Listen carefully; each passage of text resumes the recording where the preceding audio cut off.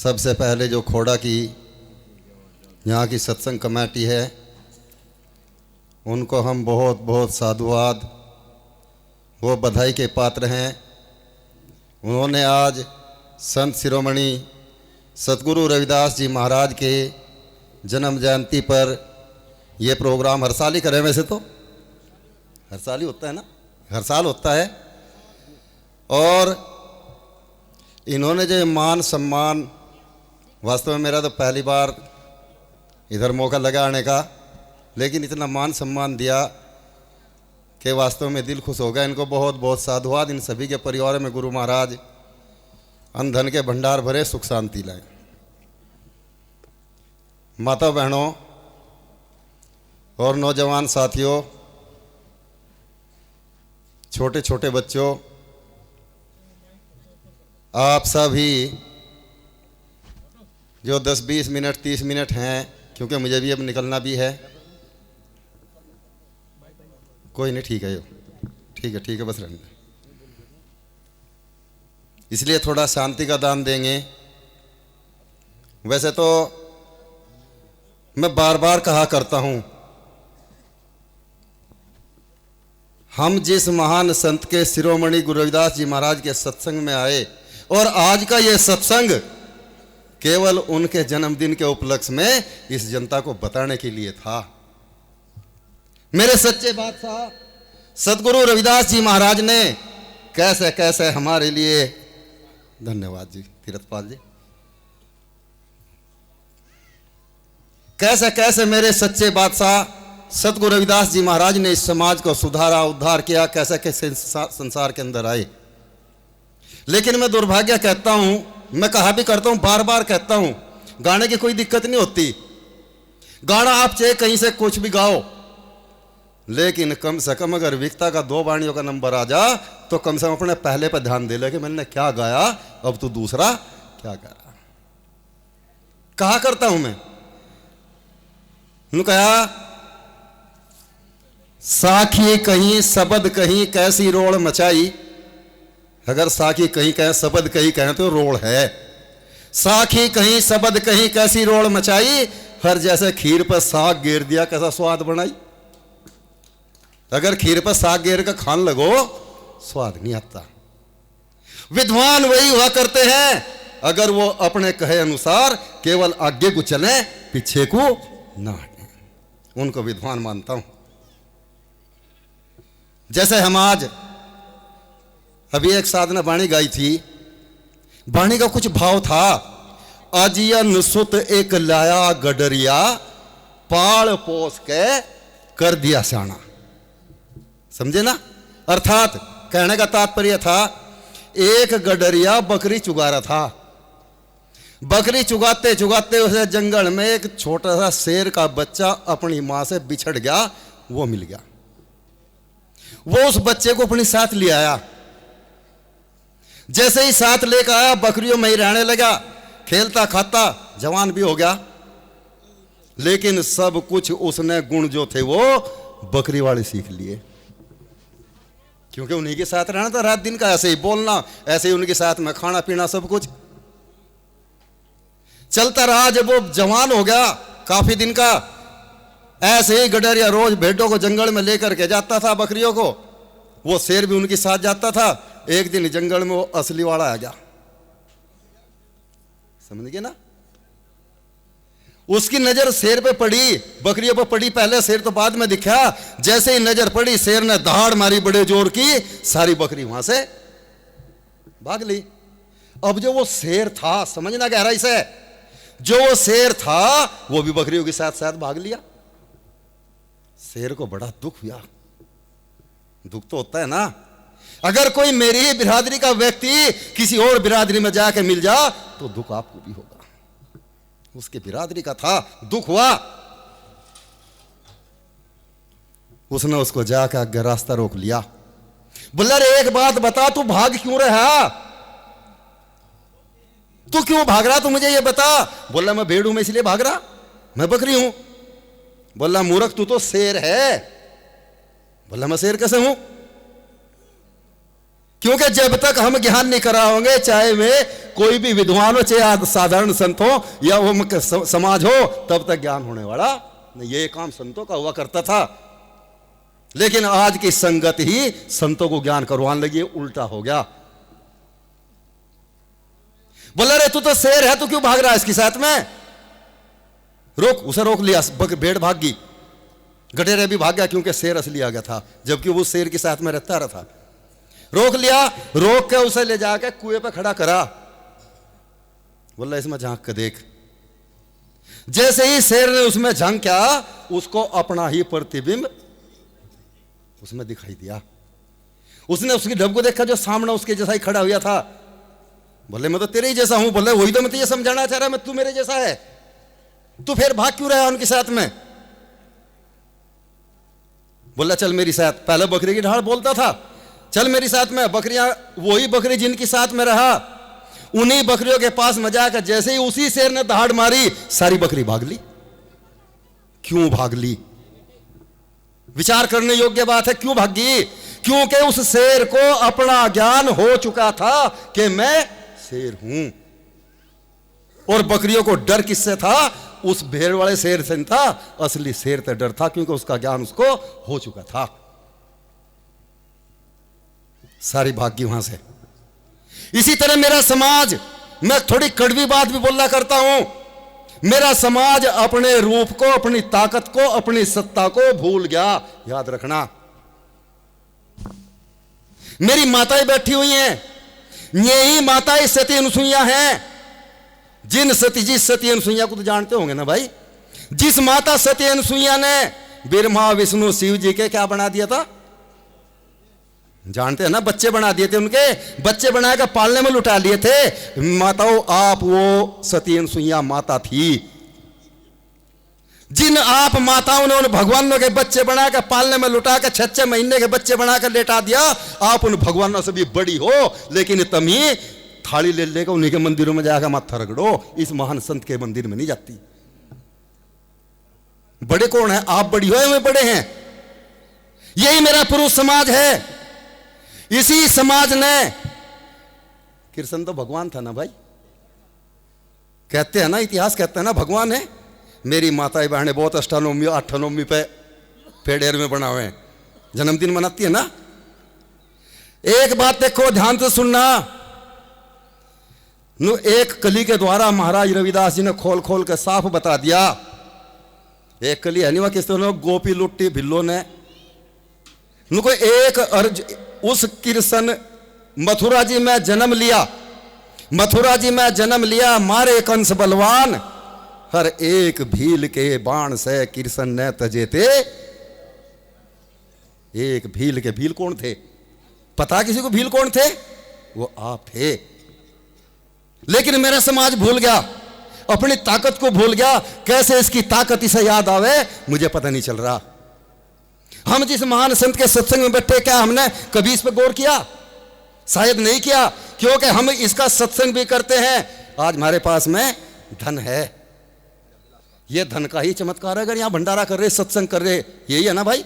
क्या हमें इस भंडारे का पता भी है कि हमें इसका फल कैसे मिले? भंडारे का क्या इस चीज का ज्ञान है कि हमें इसका फल कैसे मिले? फल तब मिलेगा जब इस महान संत की वचनों को मान के इस पर चलने की कोशिश करेंगे। सत्संग कल को जानती है, मुझे पता डीजे पूरे भारत के अंदर बजता है, लेकिन बाजे बाजे ना तो पेटी 2-2 लेकर धर ली इकट्ठे होके। कल को पिएंगे, डीजे पर नाचेंगे और जयंती मनाओगे। धिक्कार है। काहे का सत्संग, काहे की जयंती मना रहे? अपने इस महान पुरुष को आप नरक में उतार रहे। आप उतारे, वो आपको नरक से निकाल रहा था, लेकिन आप उसे नरक में उतार रहे।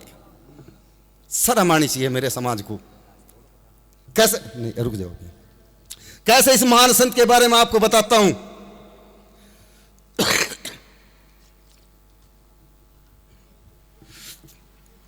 यही महान संत था। इसके मैं भगवानों को तो सभी जानते हैं ना, जिन जिन भगवानों के नाम है, उन भगवानों को, इस मेरे भगवान के सच्चे बादशाह के आप कार्य देखो, सुनो, विचारो। और मैं सतयुग से और कलयुग तक के बताता हूं। कहा सतयुग के अंदर यहां शिव जी महाराज से बड़ा और कोई भगवान नहीं था, अकेला भगवान था। लेकिन उसने एक चमत्कार किया। और कौन सा चमत्कार किया? शिवजी महाराज ने गंगा को कहां स्थान दिया भाई? जटाओं में, जानते तो सब हैं। सिर पर स्थान दिया शिवजी महाराज ने। कहा सतयुग में शिवजी ने गंगा जटा बीच बहाई थी और कलयुग में रविदास गुरु ने कुंडी बीच। विचार करो मेरे प्रेमियों, बड़ा कौन? सिर पर स्थान देने वाला बड़ा है या एक चमड़े के गंदे पानी में बुलाने वाला? इससे बड़ा है क्या कोई? है क्या कोई? सुनो, ये सतयुग की बात बताई। आज्ञा आता त्रेता युग, और त्रेता युग के यहां भगवान थे हनुमान जी। उनसे बड़ा भी बलशाली, उनसे बड़ा योद्धा और उनसे बड़ा ताकतवर भी यहां कोई नहीं था। मैं सच कहता हूं, अगर उस समय पे हनुमान जी ना होते तो राम का अस्तित्व ना होता। याद रखना, राम का अस्तित्व रखने वाला केवल हनुमान है। कैसे बताया? कहा त्रेता युग में हनुमान ने सीना चीर के राम दिखाए थे। एक चमत्कार किया अपने जन्म में कि सीना चीर के राम दिखा दिए, भगवान बना दिया। लेकिन इस मेरे महान संत को केवल भगत बना के छोड़ दिया। और वो उन्होंने नहीं छोड़ा, जो मेरे ही समाज के, जैसे मैं शेर बता रहा, जो अपने आप को भूल गए हैं, तो वे शेर ही, लेकिन अपने आप को बकरियों में रह के बकरी बन गए। वे ही भगत कहे, दूसरे मथों में जा जाके। कहा त्रेता युग में हनुमान ने सीना चीर के राम दिखाए थे और कलयुग में रविदास गुरु ने सीना चीर के सत्य के जनेऊ दिखाए थे। बड़ा कौन? मैं जिस चीज को आपको दर्शाना चाहता हूं, जिस चीज को आपको मैं बताना चाहता हूं, उस चीज को समझना। मेरा सत्संग वाणियों का नहीं हुआ करता। अभी मैं नेपाल के अंदर गया था, छत्तीसगढ़, जहां भी मैं जाता हूं मुझे हर जगह से नई चीजें मिलती हैं गुरु रविदास जी के बारे में। नई कथाएं मिलती हैं, नई प्रेरणा मिलती है, नए विचार मिलते हैं। क्योंकि हम जितनी दूर निकलेंगे उतने ही अलग अलग चीजें मिलेंगी ना। आप देखो, विचार करो, एक भगवान ने सीना चीर कर राम दिखा दिए, हमारे घर घर के अंदर पुजवा दिया। लेकिन मेरे सच्चे बादशाह गुरु रविदास जी ने वही चमत्कार तो किया, सीना चीर कर सत्य के जनेऊ। दो युग की बताई ना। तीसरा युग आता है त्रेता युग, और त्रेता युग के भगवान थे, जैसे मैं नहीं बताया था, कृष्ण जी। द्वापुर में, द्वापुर युग के भगवान थे कृष्ण जी महाराज। उन्होंने भी एक चमत्कार किया। और मैं कहा करता हूं, कहा सतगुरु की दुकान में सब लोगों का खाता, हर जैसा कोई कर्म करेगा ऐसा ही फल। क्योंकि जैसा कोई कर्म करेगा वैसा ही उसे फल दे देते हैं। कहा द्वापुर में कृष्ण ने अर्जुन को 52 रूप दिखाए थे। कृष्ण भगवान हुआ, लेकिन इतनी ही क्षमता थी, माताओं बहनों नौजवान साथियों ध्यान सुनना, इतनी ही क्षमता थी कि वो अपने 52 रूप तक ही दिखा सकता था। इससे ज्यादा उसकी क्षमता नहीं थी। द्वापुर में कृष्ण ने अर्जुन को 52 रूप दिखाए थे और कलयुग में रविदास गुरु ने योगवती की यज्ञ में रूप अनेक दिखाए थे।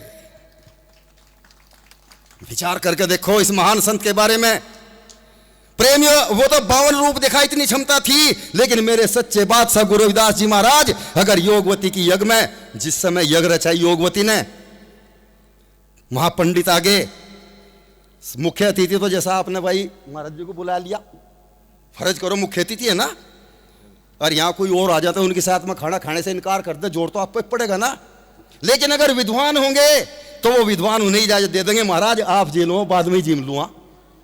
गुरु रविदास जी महाराज की सभा में जब वहां जाकर के बैठे, महाराज को बैठा दिया, भाई इसके साथ में भोजन नहीं करेंगे, ये चमार है, इसके साथ भोजन नहीं करेंगे हम। महाराज उठ कर खड़े हो गए, महाराज ब्राह्मण देवता आप भोजन करो, मैं तब तक बाहर बैठा, आप भोजन कर लो। क्योंकि इन्होंने बहुत बड़ा पैसा भंडारे में लगाया, और आप में से एक व्यक्ति भी अगर भूखा चले गया तो ये सारा भंडारा बेकार हो जाएगा। महाराज बाहर बैठ गए। लेकिन इस मेरे संत की, महान संत की, सदगुरु महाराज की ऐसी चमत्कार की लीला देखो। बाहर बैठे बैठे भी अगर 500 ब्राह्मण बैठे थे तो 500 के बीच में एक रविदास बैठा था। बड़ा कौन? क्या विचार किया हमने इस चीज पे? कभी हम जानते हैं तो करते हैं। क्या हमारे संतों ने, हमारे महात्माओं ने इन बातों को बताया कभी आपसे? क्यों? धिक्कार है यार। कहाँ का ज्ञान। यहाँ तो आज हम कपड़े भी रंग लिए ना, ये हमने सिर्फ इसके लिए रंग लिए, तब मुझे ये पैसे ना दियो, अगले साल तुम झक मार लो अगर मैं तुम्हें तारीख दे लूं। कड़वी कह रहा सच है यो, तुम तो हंस रहे इस बात के ऊपर। संतों का काम ये नहीं हुआ करता था।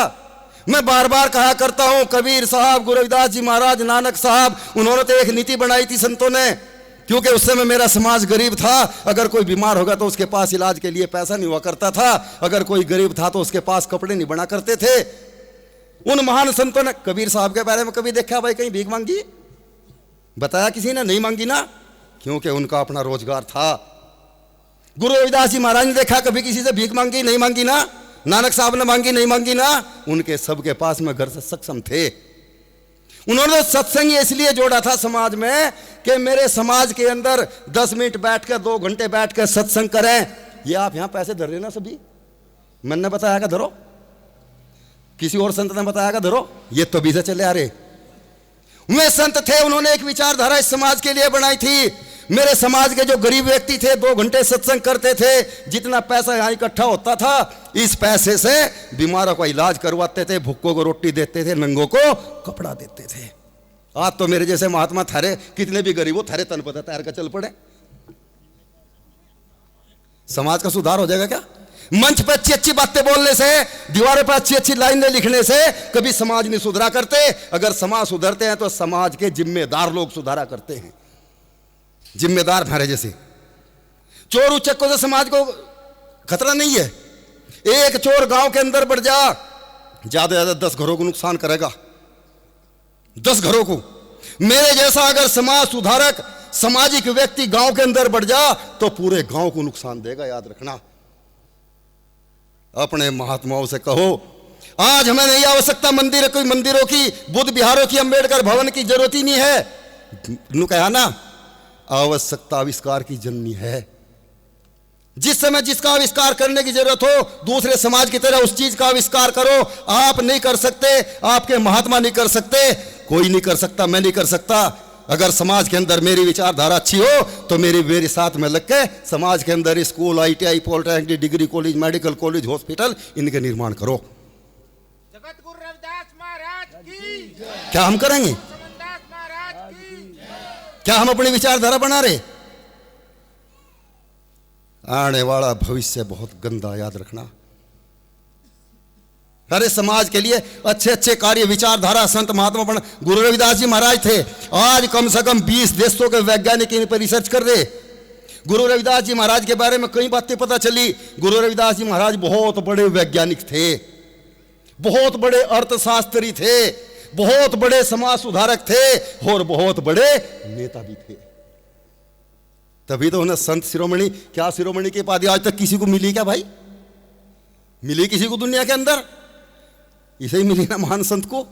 ये आपकार शिरोमणि का मतलब, ये शिरोमणि की उपाधि केवल गुरु रविदास जी को नहीं मिली, मेरे समाज के लोगों, ये पूरे समाज के सिर पे शिरोमणि की उपाधि धरी हुई। आज याद रखना, बस अपने आप को तुम भूल गए।